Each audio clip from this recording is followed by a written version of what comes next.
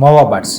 ఇవి చూడ్డానికి ఈము పక్షి ఉన్నాయి కదా, ఆ టైప్లో కనిపిస్తాయి అనమాట. ఇవి సుమారుగా 10 అడుగుల వరకు పెరుగుతాయంట. అలాగే 250 కేజీల వరకు బరువు ఉంటుందని కూడా సైంటిస్టులు అయితే చెప్తారు. సో ఇవి ఎక్కువగా న్యూజిలాండ్ ఉంది కదా, ఆ ప్రాంతాల్లో ఉండేవి. బట్ అప్పట్లో ఈ పక్షులు ఏంటంటే సుమారుగా 25 లక్షల నుంచి 30 లక్షల వరకు ఉండేవంట. బట్ ఇప్పుడు ఒక్క పక్షి కాదు కదా, వాటికి సంబంధించిన ఆనవాళ్ళు కూడా కనిపించట్లేదు.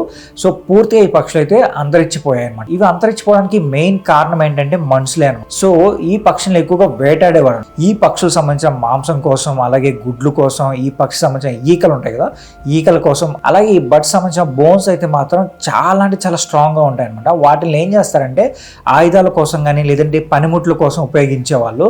అందుకోసం ఎక్కువగా ఈ బర్డ్స్ని వేటాడడం వల్ల ఇవి పూర్తిగా అంతరించిపోయాయి. చెప్పాలంటే 15వ శతాబ్దం ఆ టైం వరకే ఈ పక్షులు అయితే పూర్తిగా అంతరించిపోయాయంట. సో రీసెంట్ టైంలో ఈ పక్షి సంబంధించిన ఒక బోన్ అయితే కనిపించింది.